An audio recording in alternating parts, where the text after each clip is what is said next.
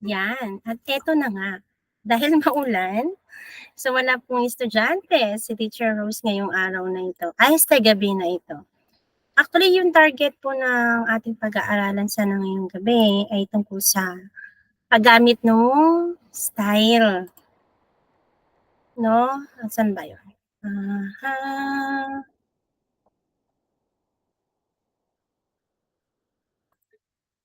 So, yung paggamit ng ating style.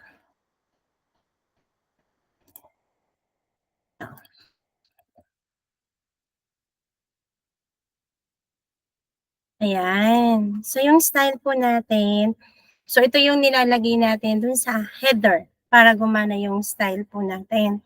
Para tawagin na lang natin if either H1, H2, or P.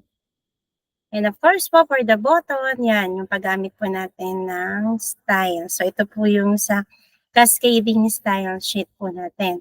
And of course po, kasama dapat sa pag-aaralan natin, yung paggamit po ng JavaScript, no? Yung ating script language, scripting language kung tawagin natin.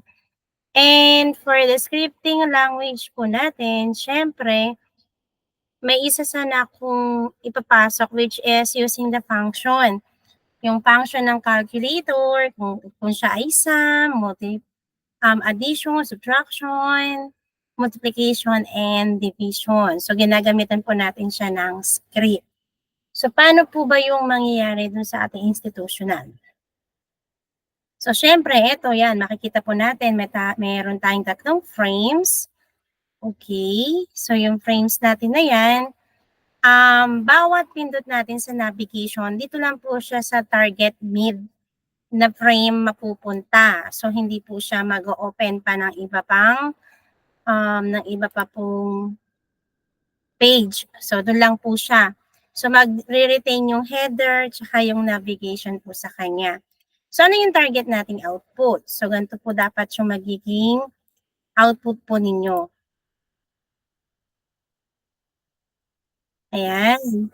So, di ba ito yung first page. Ito yung tinatawag po natin na index. Yan. Mababasa natin. So, this is our index. Pag nag-sign up po tayo, so, lagyan natin ng data para mas maganda. So, we have Rosemary. So, Danuka. Then, we have here Gear. Then, Philippines.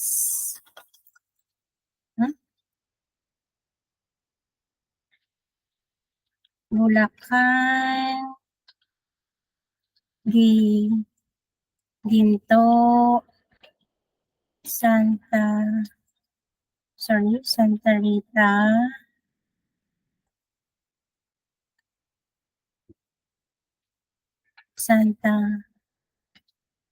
Santa Clara States. So, baka gusto niyo akong nagaluhan.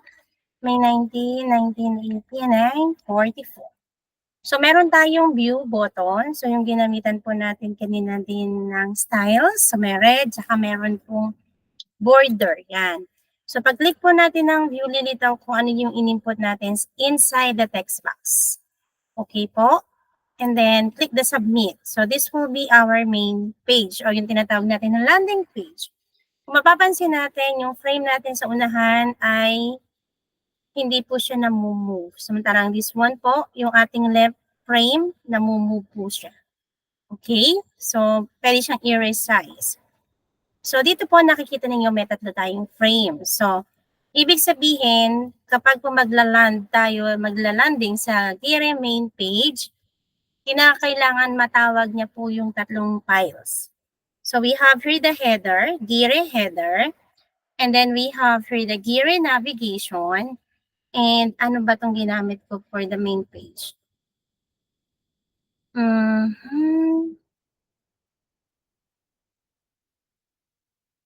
Gire main page, wait lang ha. At syempre, meron tayong Gire welcome. Okay, ulitin po ha. So we have here the Gire header, this one the Gire header, the Gire navigation, and this is the Gire welcome. Okay po? So, sabi po natin, click any mathematical calculation on the side navigation. So, for example, we click the addition. So, makikita po natin, retain po yung header, tsaka yung left frame po natin. And then we have here the addition based on the function na nilagay natin. So, for example, we have 2, 52, and 52. We have sum and then the sum of two numbers, clear. Okay? Subtraction po, makikita natin, same header and same side navigation din po. So, we have here 52 minus 2. Subtract po natin, then kinakailangan pa rin ma-clear. For multiplication, let's try po again. 5 times 5. Multiply natin, we have the 25. Okay, for the division, we have the dividend. No, the first number, 85, 5. So we have 17. Try nga natin pag 7. So yan, may decimal place siya. Kaya lang hindi pa hindi siya naka-set according to the decimal places that we would like, no? 1. So we have the clear also. So makikita ba natin sa navigation natin, menu, yun pong ating mathematical operation, naka-standard siya, pero yung exit ay naka-uppercase. So kinakailangan, be careful kayo doon. Okay po? And then we have here the exit. Once we click the exit, meron pong thank you. Don't hesitate to come back and try to explore and enjoy every minute of this training. So ito yung pinaka-simple po na gagawin po natin system, the calculator system. So kapag click po natin, so this is our Gire exit.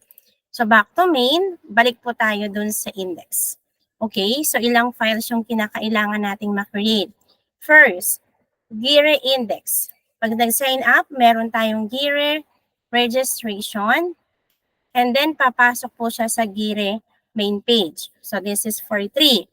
Sa main page natin, meron tayong header, pang-4, Gire navigation, and Gire welcome, pang-6. Okay po? So pag pinindot natin yung addition, pang-7, subtraction, pang-8, multiplication, pang-9, division, pang-10, at of course po yung exit, pang-11. Okay? So 11 script po or 11 po yung codes na kinakailangan yung gawin. Siyempre, pag ito binak natin sa main page, balik lang tayo sa index. Okay? So, kinakailangan meron kang 11 files na kinakailangan mag-git niyo po sa inyong repository. Okay? So, that's all po. Good luck sa inyo pong coding. And siyempre po, ingatan uli natin ating mga sarili. So, dapat po ay kalmahan lang natin. Bawal ang stress. Okay, bye!